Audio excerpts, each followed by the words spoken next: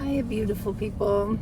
I wanted to come on here, and I guess like I was ready to open up about my experience in Puerto Rico as far as birthing goes and having the baby. And I wanted to tie that in with practice of gratitude and gratitude practice, and just give a real life example of how we can take a situation that may have been less than ideal and make it a positive one. First, I want to preface by saying, like, I absolutely adored my time in Puerto Rico. I'm very grateful for the peace and opportunity that I had to be there. It brought so much comfort as far as having a safe and healthy pregnancy. Being on the beach while pregnant was beautiful. Just getting to get my belly out in the sun and sunbathe I'm so grateful for. And when the water was calm, being able to just like float and stretch in the water, it was beautiful. The scenery, my night walks, because I told you I was passing out left and right. It was just too hot for my body, and at the time I just wasn't really eating like I should have been, as much as I should have been, or drinking as much as I should have been. But I was passing out, so we would do night walk, and those were just really beautiful and comforting. Like, I enjoyed that so much, and I really missed taking those night walks. It was just me and Dad. I don't know, it's just so lovely. With that came, I finally had to give birth to baby. So we'll talk about, like, at 6 months I had to go to the ER because it was like one pass out too many, and I was like, okay, what's really going on here? And the reason I had to go to the ER is because nobody would accept me as a patient, so I wasn't getting prenatal care, which is okay. I definitely enjoyed not going to the doctors all the time and being concerned with that, because now, like, while I do like the people that I'm working with, I know that the concerns are there, but they made it so prominent that it's like, this takes up a lot of my time at night. Think about how I'm going to correct. But anyways, that's neither here nor there. So we went to the ER because I was just passing out. I was like, really, what's going on? But everything was fine. Everything was healthy.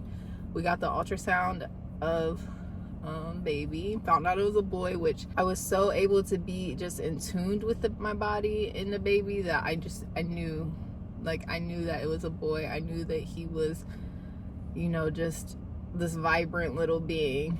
Like, I was so connected to him. Everything was fine though. Like, my blood work was fine, all of that. So it was okay, but they like kept pressing that I get prenatal care.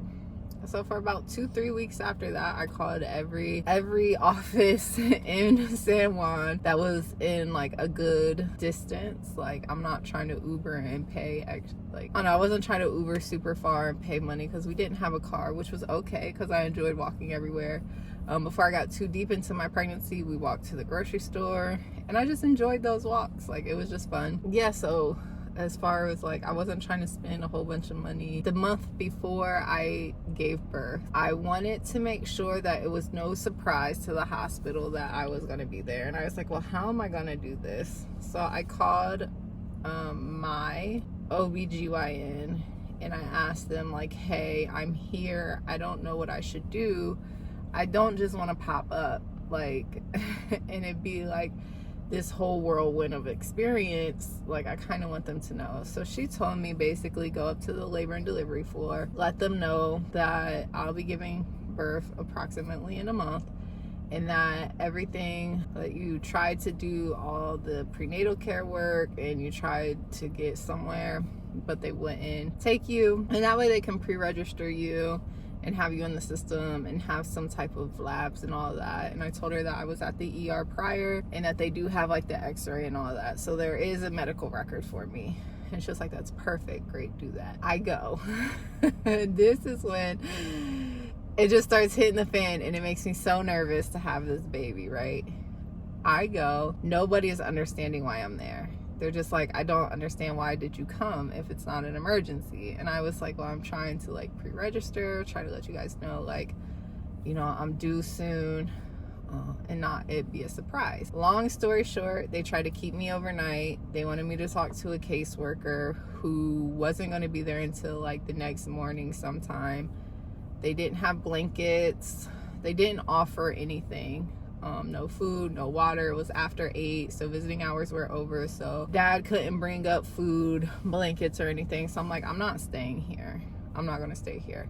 I met the doctor. They called it in the doctor. I had some more ultrasounds taken, more blood work, had all this stuff done. The whole time people were criticizing me. The doctor was just going off like, you're irresponsible. How have you been here so long and don't have a car? What are you doing with your time? Basically, like, just like a dad, it felt like just, it was not good. And then was like, you should just go back to Ohio.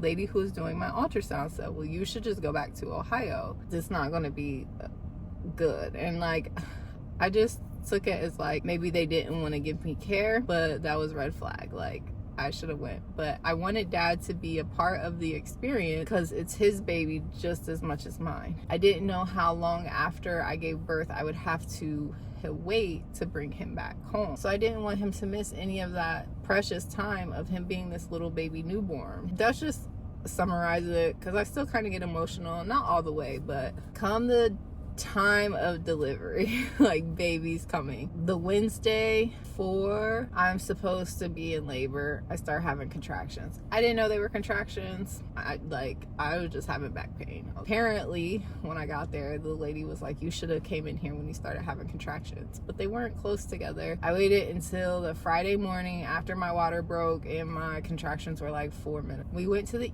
ER, where I waited for 45 minutes to an hour for someone to come get me. It was terrible. I should have just like walked, but they have like control access over the door. Like, I could have just walked up to the labor and delivery floor, but they insisted. I waited for someone to come with a wheelchair and take me up. From there, I started paperwork. They take me back, told me that dad couldn't come, and I start losing it. Like, what do you mean he can't come? I should have tried to stay focused on my breathing and breath, but I couldn't with the contractions and everything. I just felt like you're trying to take something from me. I get there, they're like, needles in the arm, nobody can find my veins. Even though I was well hydrated, like, nobody could find my veins. They couldn't find my cervix, and they're just like up there digging. My blood pressure and heart rate, my blood pressure is like skyrocketing. My heart rate is dropping. I'm doing all of this through contractions. Doctor comes in within like minutes. Mind you, I waited hours for him the first time. Comes in like minutes and it's like, we're taking you back to surgery.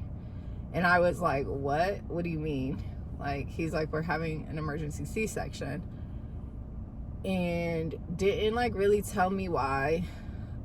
Just very blunt. And I was like, well, we're not leaving until my husband shows up. Like, you're not taking me anywhere without me knowing, one, where he is. And they're like, well, we can't find him.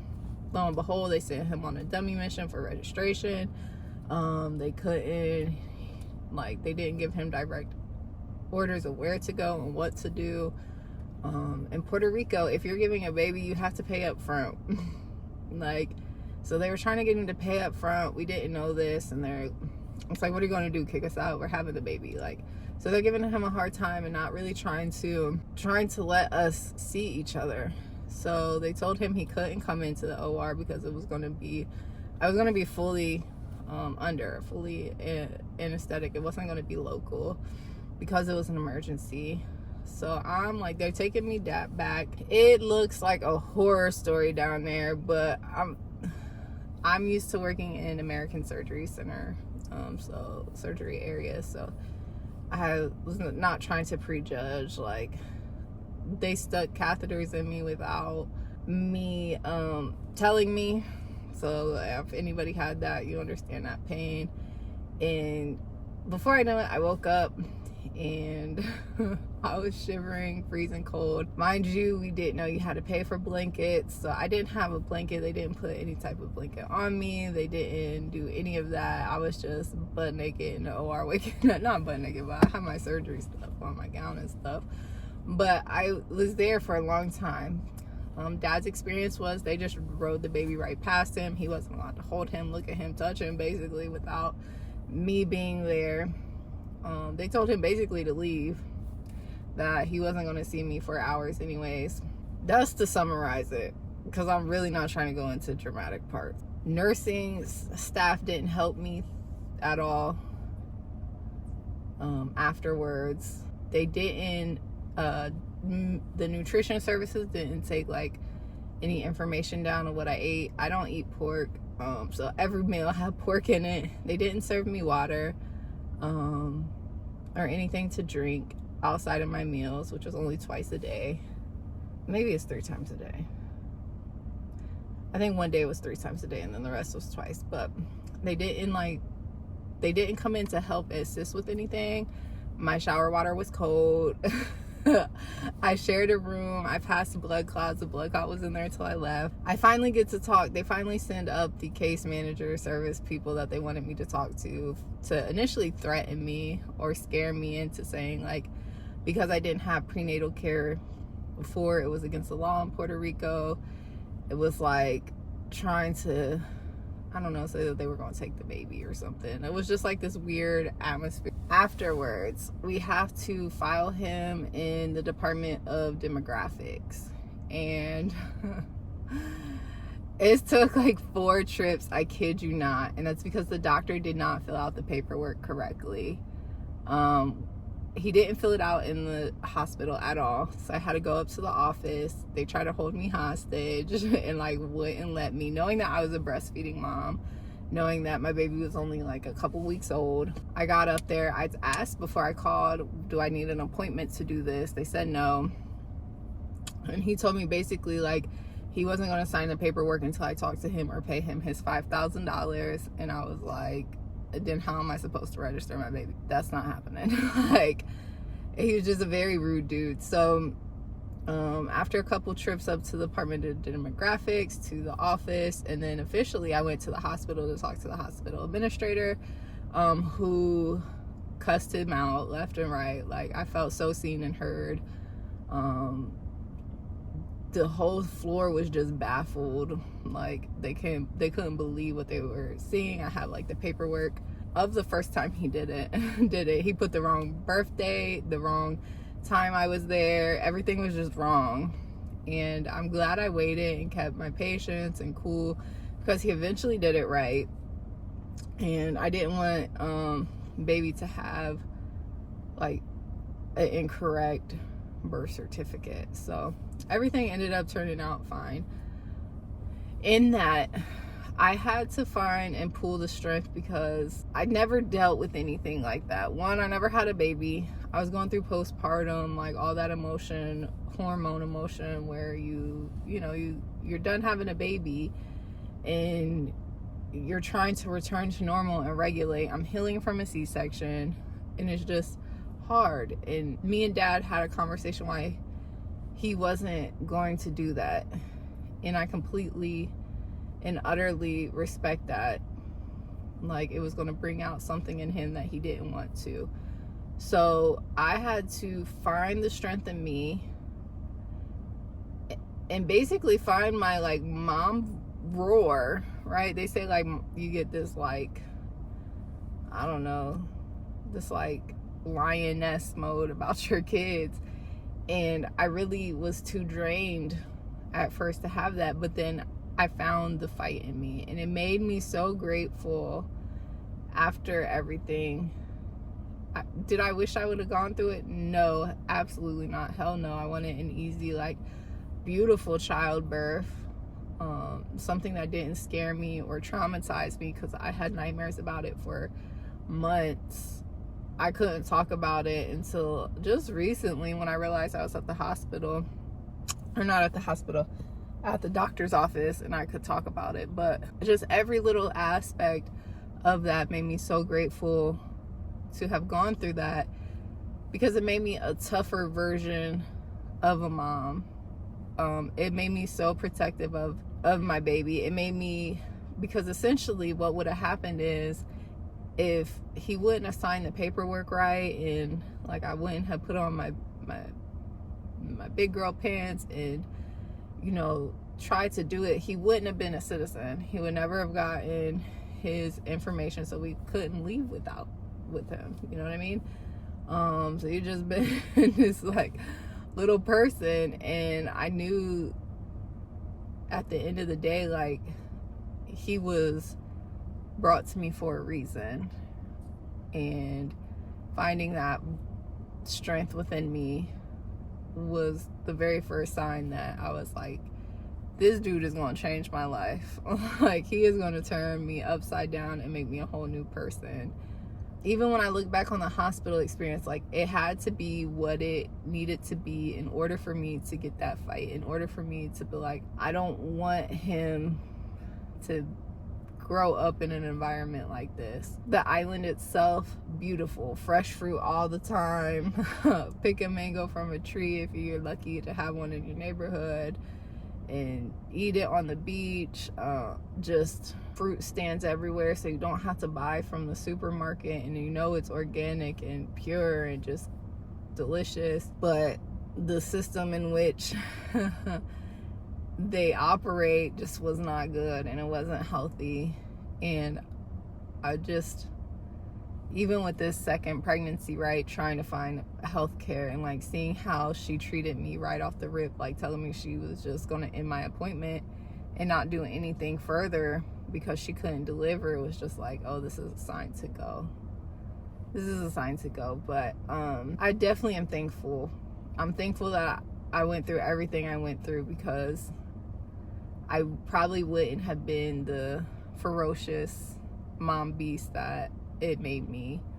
It just made me like love my baby so much and be so connected to him. And like, wow, I really, like, not only did I have to have you, but I really had to fight to keep you.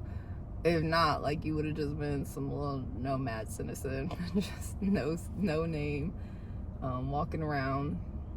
And I don't know. It's kind of long, and I apologize. I can't express to you how all the ways I'm grateful, or what about that situation and specifically made me grateful. But as traumatic as it was, I'm happy that I went through it the way it happened, the way obviously God wanted it to happen, because there's a version of me that exists that wouldn't have without that. I think if we take the time to reflect on the things that happened, and we look at it in a different light versus woe is me, that it's easy to see, not easy to see, it's easy to give thanks about the situation and who you are now, and find those parallels and how that connected you to that. Like I said, for a long time I couldn't talk about it without crying, and I was like, why did this happen, and this is terrible. But now it's like, I'm one kick-ass tough mom and I will do anything for my son. I'm sure that would have came eventually, but to find that strength so early, like having a C-section and being alone in the hospital and having to take care of this little tiny thing, and just pull the strength out of me, like even while doped up on pain medicine, it was like, I'm really going to do this. And when I look back at that moment and when I found that strength, it's just like, it's heartwarming. So anyways, I hope having like a real life story can help you find ways to find gratitude in your life. I know we talk about gratitude a lot, so hopefully that helps you find how you can figure it out in your life. And if not anything, get to know me a little better, because I'm going to be here for the long run, so get to know me. Anyways, I'm going to go in, make dinner. Yeah, so have a good one. Peace.